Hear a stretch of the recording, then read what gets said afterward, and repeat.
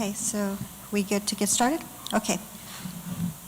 Good evening, everyone. Thank you for being here. Today we're going to review the GISD budget workshop. We're going to talk about some of the steps we've taken to come up with the 23-24 school year budget. So let's go ahead and get started.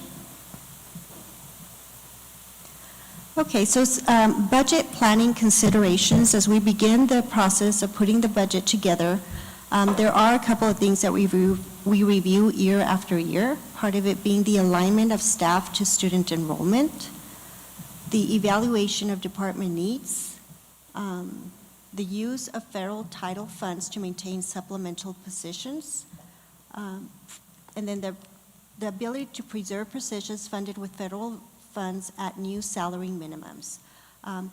For example, this year we did have some decreases to our federal funding, and then there was increases to salary minimums. So those are some of the things we, as we start looking at the budget that we review. Voluntary transfers, or this year we're looking at the golden ticket. Availability of state and federal funds. So we need to know what kind of funding is going to be available, and we can then plan for the kind of expenditures. And then we have compliance with statutory and regulatory obligations. The big number here, the thing that we really want to look at when we start looking at the budget, is the resources that will be available. The big one is, well, obviously we get state and local monies. With state, we get the state equalization guarantee, and this is important because this is approximately 95% of a school district's revenue. And so this is the big number that helps us run day-to-day operations. Other than this, we rely on local revenue sources and cash balance. So our SEG obviously is based on the average of the prior year students' attendance on the count of the 80th and 120th day. When you plan a budget, you get an initial unit value, which is when you're putting a budget together, they give you this number and say, plan on this much money. As you progress through the year, around March, they give you a final unit value.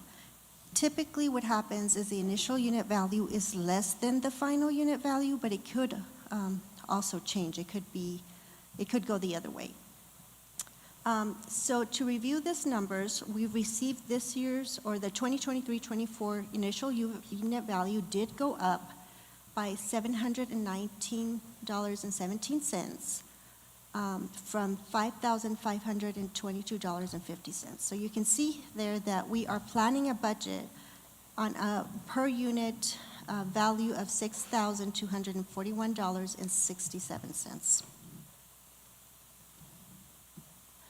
So how does this compare to where we are this year? So when you take the difference of what we can expect in 23-24 and compare it to 22-23, you can see that there is an initial increase in our SEG of $9.4 million. Now I'm going to take a minute here to say something.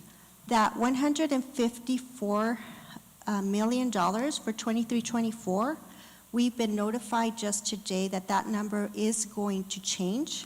It's actually going to be increase. So this presentation was prepared on the numbers we had yesterday. We just received this like an hour ago. It's good because it's going up, but it is a change. So right now, it's a $9.4 million increase in our SEG. So when we start looking at the budget, there are three things that are important to identify, and this is our projected operational cash balance. Now, this is just an estimate. We don't know how much money will be spent. We can project. And right now, if everything goes as is currently on target, we should have about $56 million in cash balance. Again, our state equalization guarantee as of this morning was $154 million, and then we had other resources of $360,000. So when you combine all of that, that gives us our available resources, because you cannot budget more than you have available. So, just to summarize here, we have our initial unit value of 154 million.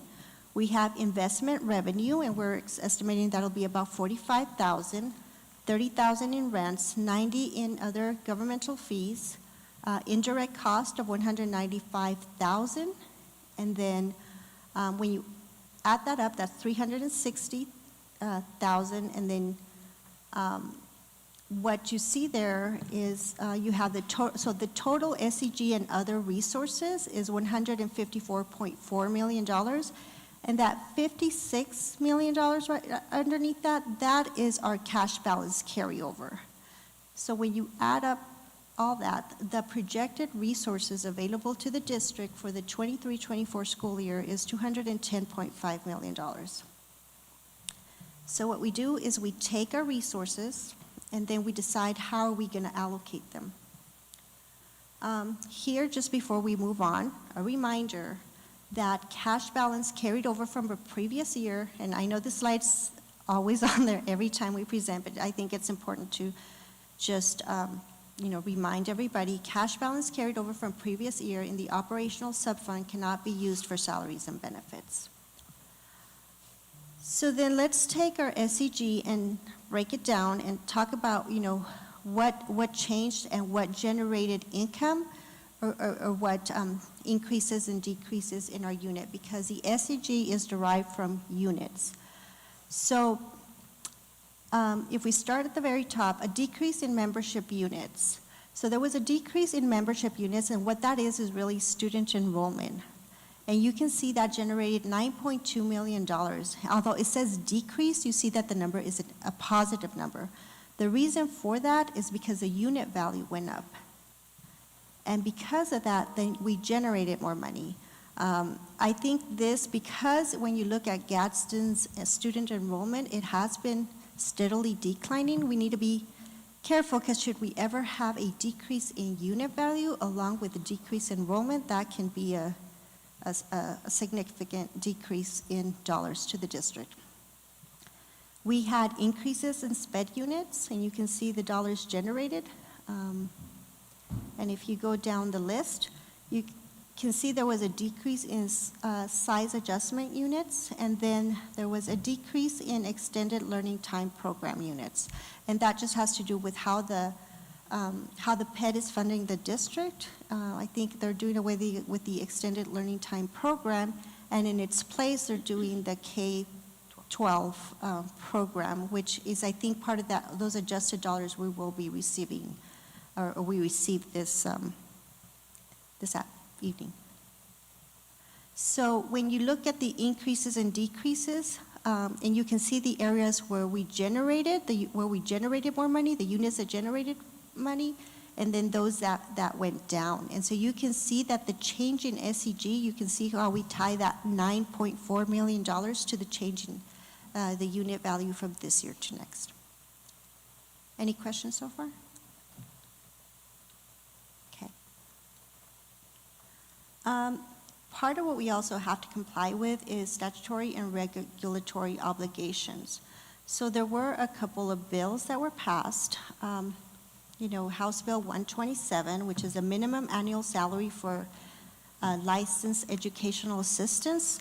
Although they're hourly, they required a minimum annual salary of $25,000. So that is reflected on the salary schedules.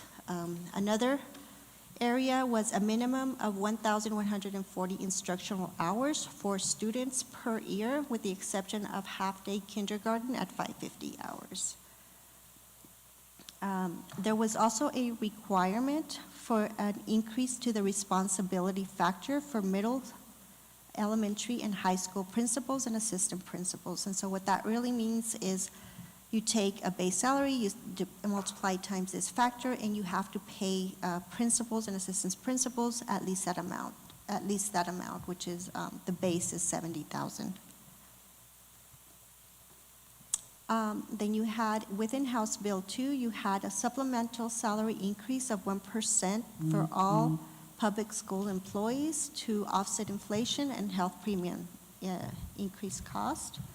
And then there was a 5% salary increase to all public school personnel. So when you add the 5% and the 1%, all district employees received at least a 6% increase in their salary for the 23-24 school year. And then, the big one, the one that got a lot of publicity, was the increase in the NEMSIA group insurance contributions for school districts. And what this means is that the school district will pay more of your or your insurance.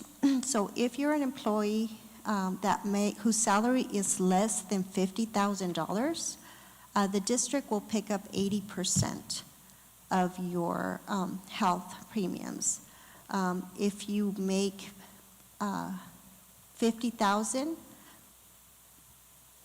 or more than, if an employee whose annual salary is $50,000 or more or less than $60,000, then the district will pick up 70%. And then any employee who is 60 or more, makes 60,000 or more, the district picked up 60%, which is what it is right now. So that last one really didn't make much of a difference, but for any employee who is less than 60,000, that's going to be a nice increase.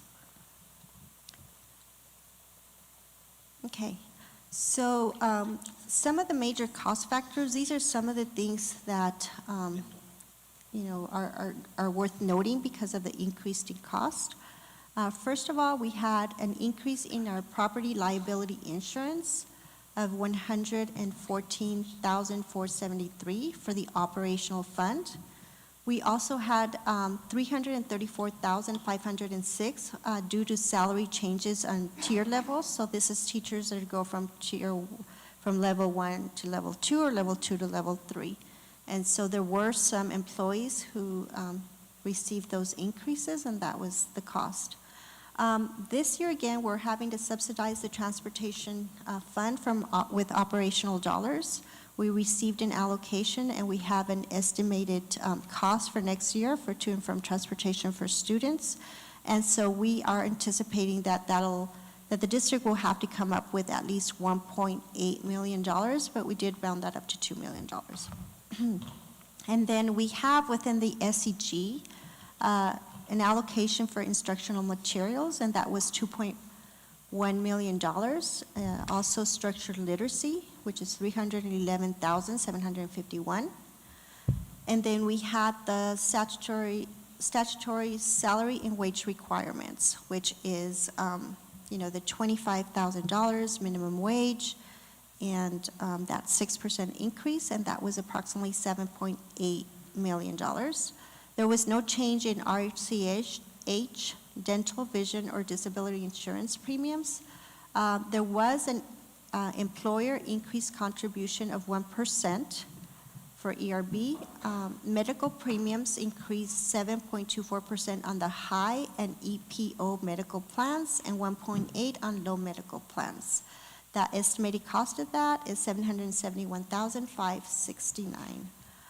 And then the estimated cost for NEMSIA group insurance contributions to the district is approximately $1.1 million. But this is only assuming that there are no changes, that no more people enroll, that no more people change plans. If the district is covering more of my medical, I might want to get a better plan.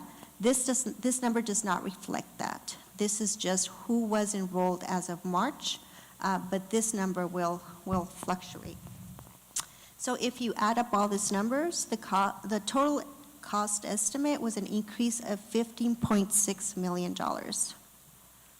So when you take how much our SEG increased with the cost, we would have to use about $6.2 million of our cash balance to cover the difference. And then just other cost factors to consider related to market conditions or we still have the inflation problem, supply chain issues that's caused some of the delays, cost of fuel, and then I think one that I've added this year is there is a declining student enrollment. And so here is a graph that shows the student enrollment and how that's declined gradually over the last 9 to 10 years.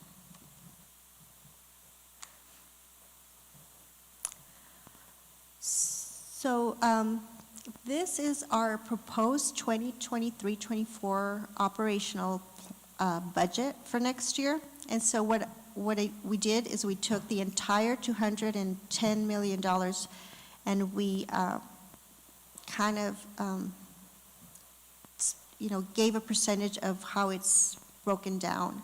And so you see that salaries and benefits is 67.39% of a total budget and 92.07% of our SEG. You can see property and liability insurance, utilities at $7 million, school allocations. School allocations is the money that's distributed directly to our elementary, middle schools, and high schools.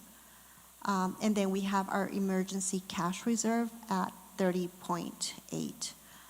The one thing to mention on the cash reserve is this is the money that we've set aside because we do have two major projects coming up for Gadsden Middle School and Chaparral, the renovations at Chaparral Middle School. And so right now for Gadsden Middle School, it is estimated that out of cash balance we'll need between $16 and $24 million. And the reason for that has just been the increase in cost compared to the time we went out for the bond election back when that took place. And then here's a breakdown of other department allocations. The other thing I want to highlight on this one is administration and other costs. You see how that's $13.5 million. It was about $2.3 million last year. The difference, or the big change, or the big difference here is there is a $3 million budget for security. So there's $3 million set aside just for security related to student security. And then there's an additional $8 million due to a sewage project that will connect Gadsden Middle School, Gadsden High School to the Anthony sewage pipeline, something. And then you have your other department allocations. And so when you total it all up, you see that those $110 million have been allocated in the following way. Next, I believe that Ms. Hernandez will talk about the different allocations and what that money is being used for. Thank you, Ms. Martinez. Good afternoon, everybody. This is based on the academic service considered for next school year. The strategic plan is aligned to this piece, that green link. When it's available online, you'll be able to see our strategic plan. So our first department, thank you, I need the PowerPoint back, please.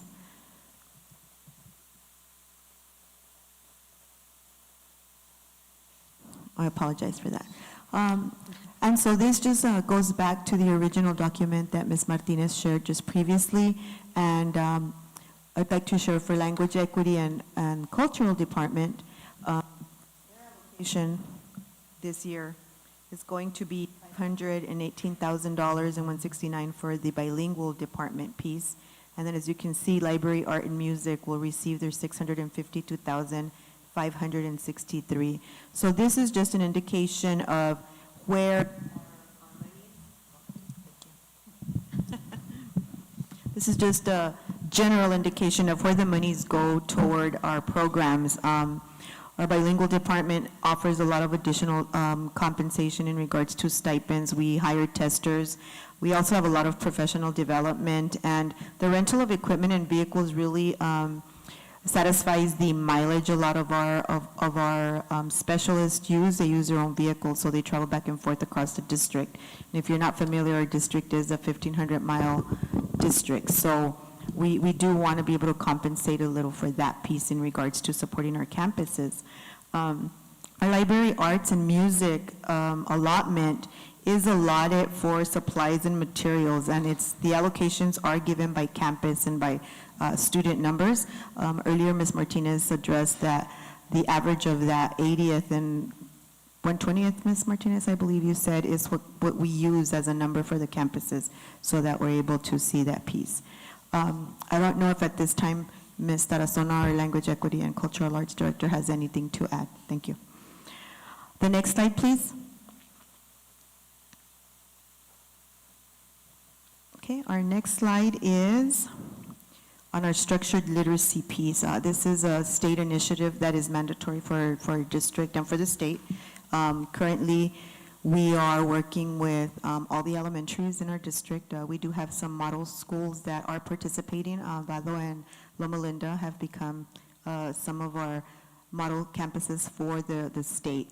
A lot of this money goes to, again, professional development tied to the Structured Literacy Initiative, and it's about readiness for our students, phonological awareness, phonemic awareness, all the strong pieces that develop literacy in our young children.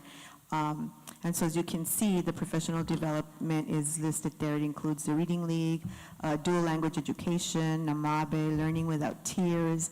There's a lot of Saturday trainings that we do because our schedule and requirements by the state really do impact our calendar, our PD calendar. So we're doing letters, University of Florida Literacy Initiative, which is just a strong phonemic piece for the lower grades.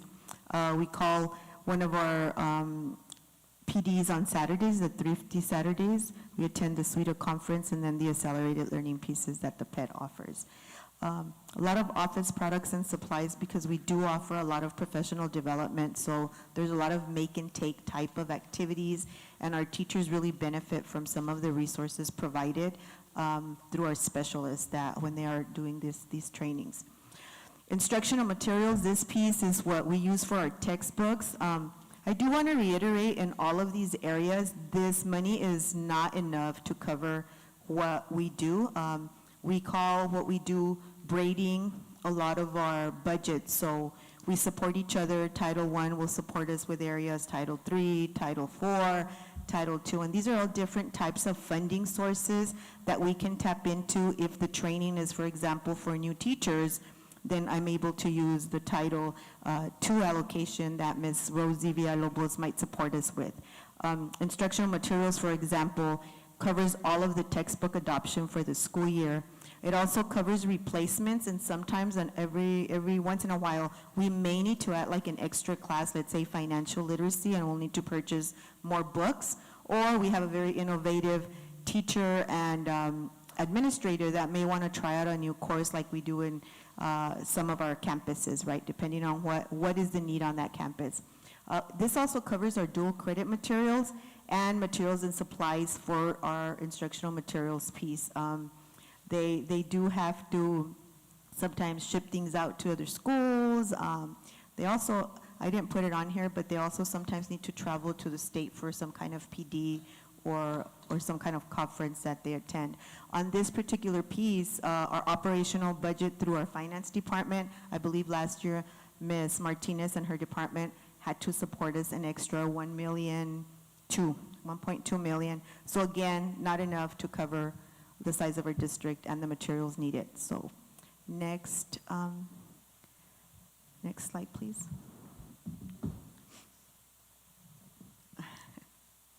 Oh, I'm sorry, I have the clicker here. Our career ed program, right now we are at $250,621. A lot of this is really attributed to Mr. Julian Encina and Ms. Jen Park. They work together on this. Mr. Encina, along with our director, Mr. Wilgameth, they work very hard to secure more funding for us because our kids really are working hard on these career pathways. If you notice, it's divided among the 5 high schools, and everything is always based on enrollment of students. So the more students we can get in programs, the better it will be for our funding sources. We support the 36 programs of study with supplies and materials within those 5 high schools. We also support 33 career and technical student organizations, so CTSOs, that's how many clubs we have, to include the stipend to the sponsors and supplies to each campus. Of course, we always want to be able to support that piece, but $250,000 for a district our size with as many students is sometimes a difficult challenge for us. We support student travel for CTSO leadership activities, and we also, the approximate breakdown would be about $40,000 to $50,000 per campus, which turns out to be approximately $5,000 for our PO, or what? Or our, I apologize, I'm sorry, that's our sponsors. Okay? Next one. Testing also gets its own budget. We get $368,000 for that. State mandates testing for many things. Our bilingual testing includes the access and the alternative access. We also have state accountability measures that have to be incorporated into our daily instruction pieces and formative assessment data that we do, as well as other pieces like the College Board, the Spanish SBA, and then the New Mexico exam, the summative test now that is called the MASR. We also purchase software for this. We have a data warehouse to support the teachers through PLCs. We have, I believe it's Panorama, Insights. We have a lot of those pieces in our district. We also have professional development that goes along with this piece. And so that's one of the other budgets that we have.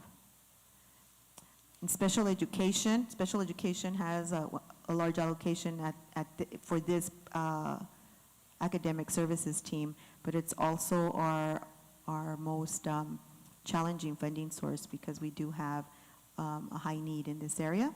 We have $1,605,527, but if you can see, $1.4 million of this money goes to our contracted speech language pathologists, so that is a large chunk of that budget. We also must have an attorney because this department is one of those that really does need support from some of our attorneys. There's so many cases that we have to always look for, right, and those pieces that we take care of as a district. CES is the Cooperative Educational Services organization that provides training for us and also supports our specialist, our department. And CES is actually an organization that supports a lot of our departments in training and just in guidance for many of the things. And then special education also uses that majority of that money for supplies and materials. Something that has come up now is this K-12 support. We have approximately $518,000 that is distributed. It is called, you may hear it as at-risk funding, and this funding is allocated based on student enrollment for each campus, and that's a piece that Ms. Martinez, our CFO, gives to the campuses based on whatever data she receives from the PED at the time she receives that funding. Oops. And that's it for our part, Ms. Martinez. Thank you. And just to add to what Ms. Hernandez said, the at-risk funding, as you can see, was about $500,000. The district receives a lot more than $500,000 in funding, but that funding at this time is tied into salaries and benefits. It's about, I think, about $20 million that the district receives in at-risk funding.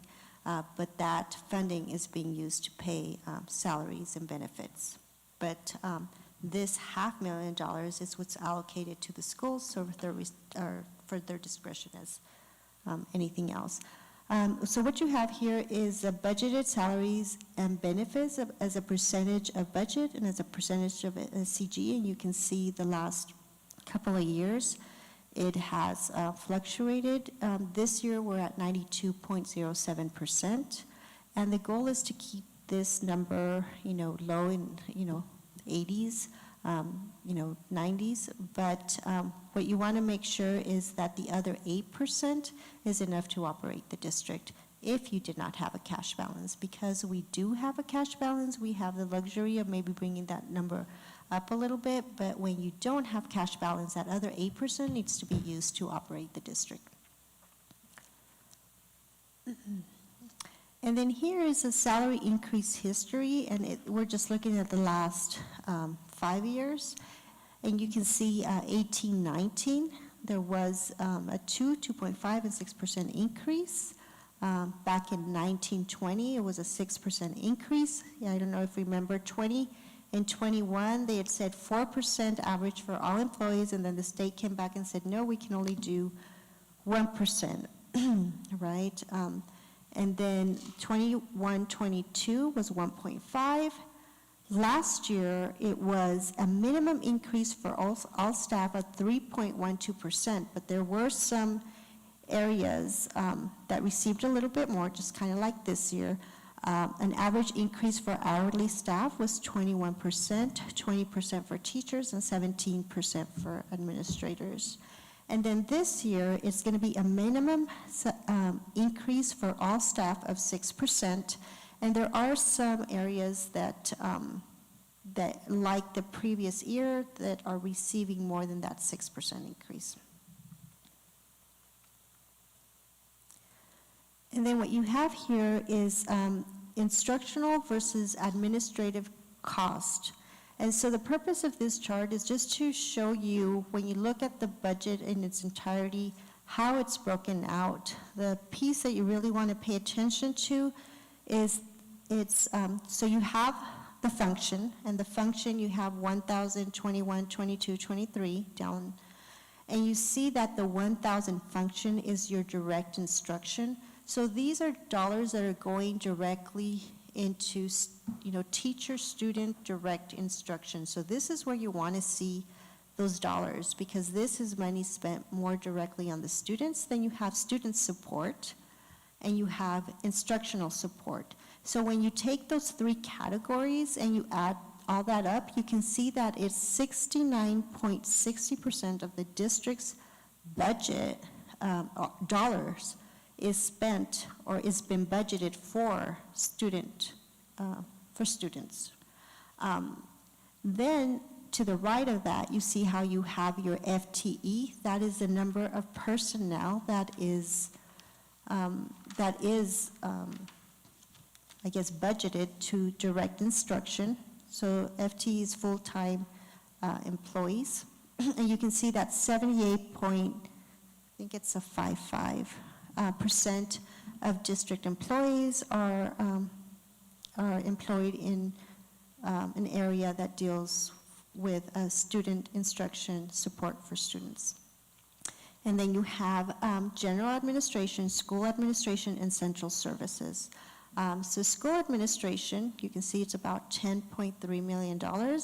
And I would even say that that probably is supportive of direct student instruction, but it does come down on this under this category. So you can see that 10.63% is for general administration, school administration, and then central services. And 9.06% of the FTE. And then you have other categories like operation of maintenance and plant, which is $25 million, and then 2.2 for transportation, and that's part of our money, not only to just transport students to and from, but it's just some of the extracurricular activities. And then if you look down, you have facilities acquisition, which is your 4,000 function, and on there you see that $8.1 million. That's that $8 million for the Anthony Sewer connection. And so this chart does not include the emergency reserve, which is about $30 million. But if you brought in those $30 million and added it to the 179, that would be your $110 million budget for this 23-24 school year. And then just other revenues from other funds. What we know right now is this year, 22-23, our final allocation for transportation was $5.8 million. This coming school year, 23-24, our initial allocation is $6 million. And so you would think, okay, well, that should be enough to cover transportation, but there are other costs that need to be covered, like salaries, training, and others. So, when it's all said and done, I believe Ms. Cadena will be bringing up the transportation contract for review for the board. We anticipate we will be short about $1.8 million. And then you have your instructional materials, again, comparing this fiscal year to prior fiscal year, and you can see that that number was, or is at least another $400,000 more, so that's nice. And then for federal funds, we do have tentative allocations, and we're still waiting on some of those budgets or final numbers to come in. And so we should have more information here in the next week or two. And that's all we have, unless there's other questions, comments.